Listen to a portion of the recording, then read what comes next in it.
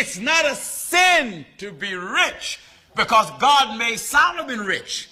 The sin is when riches and materialism have taken over your mind, heart, soul, body, and spirit. That's right. They that will be rich fall into temptation and a snare, and into many foolish and hurtful lusts. Look how foolish the rich folk get. Foolish. Well, you look at the so-called reality shows, women and men making money to act like a fool. You know how hoarding is a mental illness? And I have family members that have hoarding problems. I have mild hoarding problems growing up in a hoarding house. There should be no shame in that. None at all. But then what is hoarding wealth? Is that psychosis? I feel like one is kind of hurting yourself and the other is kind of hurting other people. But also in the end, I've realized like catering and working for a lot of really wealthy people, they're really not okay. Wealth, having extreme wealth, fucks you up. Nobody should be so wealthy. Like I just catered this beautiful home in the Hamptons, and when I left, I heard all the gossip, and it's this tragic story in this family, and it's just wild. So yeah, what kind of mental illness is hoarding wealth? Can we have these people committed? One can dream. Psychology has long recognized that compulsive hoarding of objects is classified as a mental disorder rooted in anxiety, insecurity, and distorted perceptions of value. Wealth hoarding follows the same pathology. When the pursuit of money continues far beyond security, comfort, or legacy, it shifts from ambition to compulsion. Studies show that excessive accumulation often correlates with narcissistic traits, diminished empathy, and even addiction-like brain patterns where dopamine rewards perpetuate endless acquisition. In essence, unchecked wealth hoarding mirrors obsessive behaviors where fear of loss outweighs the reality of already having enough. For humanity's sake, there must be a threshold where accumulation is no longer celebrated but clinically examined. If hoarding possessions can harm an individual's mental and social well-being, hoarding millions while others starve demonstrates an equally disordered detachment from collective human reality. At a certain point, amassing wealth ceases to be rational strategy and becomes pathological greed, eroding compassion and destabilizing society. This is why crossing a threshold of extreme wealth should trigger mandatory psychological evaluation, not as punishment, but as a safeguard for both the individual and humanity itself. Let's pretend for a moment that bread doesn't rot. If I have more bread than I could possibly eat in my lifetime, and I spend my day collecting or baking more bread, that is not rational or intelligent, it is pathological. And yet when it comes to money, not only is this behavior normalized, it's actually commended. I'm a little tired of seeing articles that praise the ultra-wealthy for finding ever more business ventures or stock purchases to make even more money. If what they have is still not enough for them, they don't need an investment opportunity. They need a therapist. I stopped comparing myself to rich people after I tutored their kids. For reference on wealth, one of my clients was so rich they had a walk-in fridge in their mansion. At the time, I was driving this beat-down, raggedy Honda from mansion to mansion in the hills because that's all I could afford with the cash I had saved up as a hostess. And one day, my car broke down on me. When I got it looked at, they said it would be about $1,500 to fix, and my heart sunk because I did not have that money. It would take me at least 2 months to save that at that time. So I called my most frequent client and told her, hey, I'm sorry, I won't be able to drive up to your mansion today because my car broke down and I need some time to save to fix it. She was quiet on the phone, and after like a very long minute pause, she was like, just come anyway and we'll talk about it, and I'll fix your problem. I don't know what to expect. I'm thinking maybe she's gonna Uber me to her mansion on the hills every day. Maybe she's gonna let me borrow one of their 10 cars. Like, I don't know. My car was struggling to make it up the hill to her mansion. Once I finally got there, she sat me down, looked me in the eyes and said, I'm going to give you an advance because my son will not pass the 8th grade without you. Which was true. They kept going on international vacations and I was writing all his essays and submitting all these final projects. She wrote me a check for $1,500, gave me a referral for her husband's mechanic, said that he would give me a discount because they referred me. And this whole time I'm so grateful. Like, I'm holding back tears in my eyes because as she's telling me all this, my client, her 8th grade son, is watching. So after all my, oh my God, thank you so much, she turns to her son and say, you see, son, this is why we need to help people like her. This is why we have money. Some people can't even afford to fix their cars, and you should be grateful that you are as privileged as you are. And they both turned and gave me such a look of pity that I had to excuse myself and go cry in the restroom. Because this car was my livelihood. Like, she was not my only client, and I was in college at the time. time. If I didn't have a car, I couldn't get to my classes. She was only helping me because she needed me to tutor her son to pass the 8th grade. And then she used me as this real life example of, look at the poors. So helpless and fragile. It's our responsibility to help them. Beggars can't be choosers. I needed a car, so yes, I let her take the $1,500 out of my next paychecks, and I just kept tutoring her son. I kept tutoring her son for about 3 years, and at the end, she didn't send me my last paycheck during COVID because she forgot or they were on vacation or whatever. I spent at least 10 hours a week in their home for 3 years straight, helping their son get through each grade, and in the end, I meant nothing to her. She couldn't even be bothered to send me my last paycheck. This is also why I don't listen to career or financial advice from rich people who have always been rich, because they just don't know and they never will, even if it's right in front of them. The rich often live in a psychological bubble where their reality becomes detached from the everyday struggles of ordinary people. Surrounded by privilege, convenience, and constant validation, they lose the ability to see life through the lens of necessity and restraint. From this distorted vantage point, even their gestures of generosity can come across as insulting. Lavish donations paired with tax breaks, publicized charity dinners that cost more than they give, or gifts that showcase status rather than empathy. Psychologically, this stems from a need to maintain power and image rather than to meet genuine human need. Their help is often performance, designed to preserve self-image and social dominance, not to truly connect. In their world, appearing virtuous often outweighs being virtuous. Young people are increasingly aware of this imbalance, and it is reshaping cultural values. Instead of aspiring to extreme wealth, many now view it as unhealthy, even pathological. The ultra-rich are no longer admired, but seen as socially detached and psychologically compromised, people who mistake excess for success while losing their grip on what it means to be human. This shift is profound. In the near future, amassing extreme wealth may carry shame instead of prestige, as empathy, sustainability, and shared well-being become the markers of real success. Already, surveys show younger generations do not idolize billionaires, but often regard them as part of the problem. Psychologically, this marks a cultural correction. What was once a dream is increasingly viewed as a sickness. Money, it's so comforting sometimes, right? Like if your doggy is sick, and he has a stomach ache, and if you have money, you can sometimes buy these expensive dog vitamins because they seem to work, and then he feels better, and then I feel better. So money can be rather useful in this society that we live in, although this company is getting way too much of it. But the problem is, sometimes we keep turning to money over and over again for comfort, for things that money can't actually solve. We feel afraid in this uncertain world. We reach for more money, and for a moment we feel a little more secure and safe. But maybe we feel a lack of belonging and nervous about something. We get more money, and then for a minute we might feel better, a little more in control of the world. But the problem is, some people keep doing this until they become ultra millionaires and billionaires. Their reward-based learning system is completely disrupted because what they don't realize is they're not comforted. They're not happy. But meanwhile, the entire world is losing its ability to survive and thrive because so many wealthy people are now controlling the means of survival for all of us, for the ecosystems, for people. And so we need to heal ourselves. This is an addiction for so many people, and its adverse consequences are hurting everybody. So healing is really important. We need to find other forms of comfort that actually do comfort us, turning to each other, building communities, hanging out with cute doggies.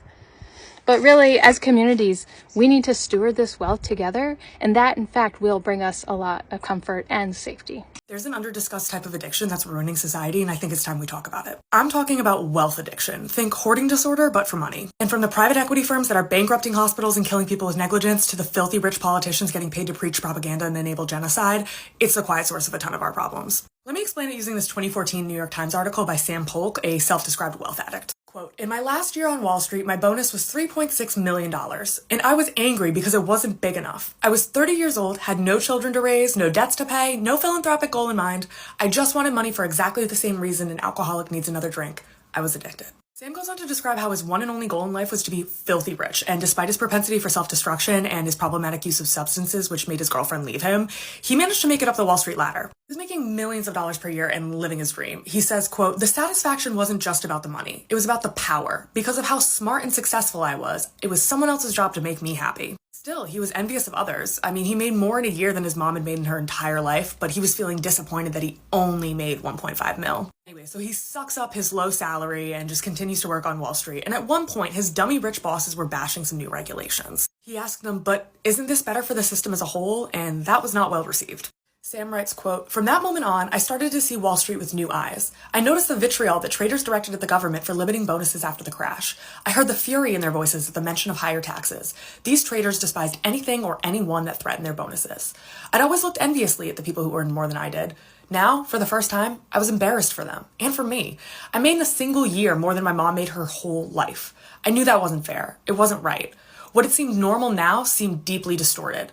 As the world crumbled, I profited." In 2010, that warped wealth addiction mindset got the best of him. He was offered a $3.6 million bonus and was insulted at how low it was and demanded an $8 million bonus instead.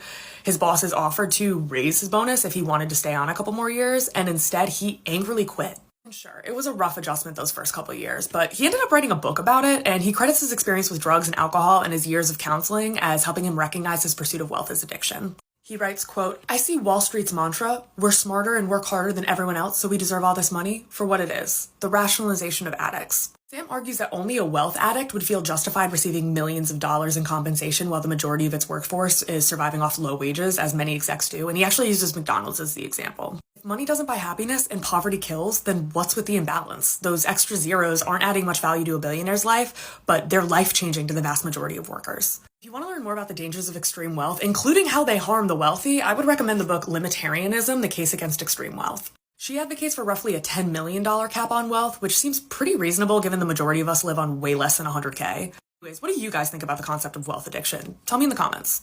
Once a person reaches a certain amount of wealth, life itself can start to feel meaningless. If life were a game, extreme wealth would be the final level. And suddenly, there's no challenge left, no true purpose, just an endless loop of consumption. This is where mental instability often creeps in. Without goals rooted in growth, contribution, or struggle, the mind turns inward, feeding on fear, paranoia, or empty distractions. A few recognize this emptiness and confront their own illness, but most remain trapped, refusing to admit that their wealth has become their prison. Instead of waking up to reality, they build higher walls around themselves, mistaking security for life. From a psychological view, this goes against the very order of nature. Nature itself is abundant. Trees bear more fruit than they need. Rivers flow without asking. The earth gives without hoarding. But when wealth is hoarded, it no longer mirrors abundance. It mirrors cancer. Cancer is simply a cell that forgets its role, consuming resources endlessly without contributing to the body, eventually killing its host. Wealth hoarding is the same. It consumes society without nourishing it, fueled not by abundance, but by fear. Fearful people cling, and in their clinging, they destroy others. The opposite of this is genuine generosity, the act of giving freely, without expectation. Psychologically, giving heals because it reconnects us with our nature. Humans feel most alive not when they keep, but when they see their gifts transform another life. True generosity frees the heart, breaks the chains of fear, and reminds us that success is not measured by what we hoard, but by what we release. When you start making a lot of money as a young person, I'm talking 20K, 30K, 40K plus months, like 18, 19, early 20s, there are a lot of traits that you can start to develop that are actually very detrimental to your growth, but momentarily they feel really beneficial because they do help you hit the monetary goals faster, but in hindsight, they truly slow your growth. I think one of the worst traits to develop is over-intellectualization, and I feel like every single entrepreneur will eventually fall into this category because you're naturally like inclined to problem solving and you always want to fix a problem, learn how to make something better. And this starts to seep into your entire life. So when you're faced with an emotion or a problem that's not even business related, you immediately jump to intellectualizing it and understanding the problem, like breaking it down and figuring out how you can fix it and solve it without actually letting yourself feel and process the emotion. So it's never going away. Like you're just figuring out a way to kind of like build up a wall around it and fix it, but you still haven't dealt with it. It's just repressed. Momentarily learning how to turn off your emotions really serves you because you never have to like slow down or take a break, like give yourself rest. You can just keep grinding, but over time you'll start to get so burnt out and you'll crash out because there's so many things you haven't dealt with that just keep coming coming up. A really big one is this self-imposed isolation, and this is really prominent when you start getting into making money for the first time, like that first year stretch. You immediately start to like isolate yourself from anybody who has a different way of thinking than you and kind of stay in your own world, your own bubble. Like you don't go let yourself do things, like you don't go let yourself hang out with friends who have different mentalities than you because you feel like it slows down your growth to surround yourself with people who have more negative or limited like mentalities. And in the moment, this feels like it really serves you, but long term, you end up feeling super lonely and you feel like, why don't I have anybody to lean on, nobody to tell my problems to? And this turns into another trait, which is the hyper independence, where you feel like you have to do everything yourself and you never give yourself the opportunity to lean on somebody else or like ask for help. And that's such a bad trait to have. Another big one, I feel like a lot of people wouldn't like to admit to this, but you start to lose compassion for complainers, people who are always complaining about their lives or their circumstances, making excuses for why they can't make a better life for themselves. Start to do that as like a weak mentality because you're like, oh my gosh, like I've been in that position, I've been in the struggle, but I still push through. Like I made a life for myself, like I changed my circumstances. I lose sight of the fact that you don't always need to teach somebody how to fix their circumstances, because sometimes people just genuinely want to vent. They just want to complain, and that's okay. You don't have to always pressure them into being in this hustle mentality. Not everybody has that drive. It's not okay to lose your compassion for other people just because you've made it to the other side. First of all, it's just the idolization of money and equating your self-worth to your net worth. Like as cringy as it sounds, like genuinely you put your entirety of your value into how much money you're making, and it's the only thing you can fixate on. You like let your life revolve around money, and it's so draining. Eventually you'll get to the point where you realize like you can't idolize money because money's never going to solve your problems, and you'll realize as much money as you're making, you still feel miserable because you're not allowing yourself to live and just be like a real human being. I'm the only one that's just tired of thinking about money every day, all day. When G Herbo said every day some new shit, man, he said the realest thing we've heard since Shakespeare. Man, this being adult shit really is exhausting. I have everything I need. I'm able to provide for myself, but it's just like the overwhelming desire and constant thinking about money and making money and how I can acquire more money. It's exhausting, bro. And low key, it's depressing, and it's taking like a toll on me. Like I'm tired of thinking about money all the fucking time. It doesn't even feel like I'm living my life anymore. It feels like I'm going from moment to moment thinking about how I can monetize and capitalize off of something. It's like it's become an obsession.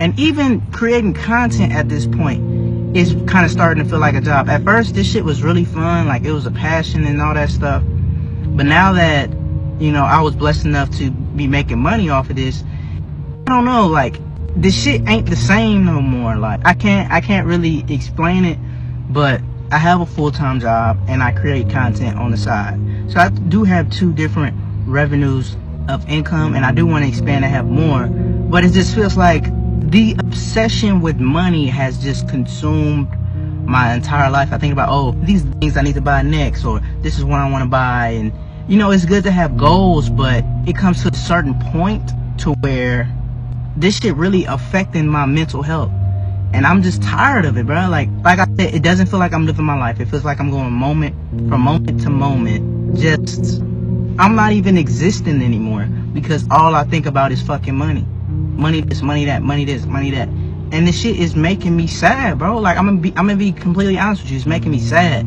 Like I'm tired of thinking about money. I'm tired of thinking about grinding all the fucking time. And even when I do relax and I do chill, it feels like, oh man, I'm wasting time. I'm wasting time. I can be over here getting some money, getting some money, getting some money. And it's always about money, money, money. And it's like, is this gonna be the rest of my life as an adult? Just chasing money all fucking day? When does this shit stop?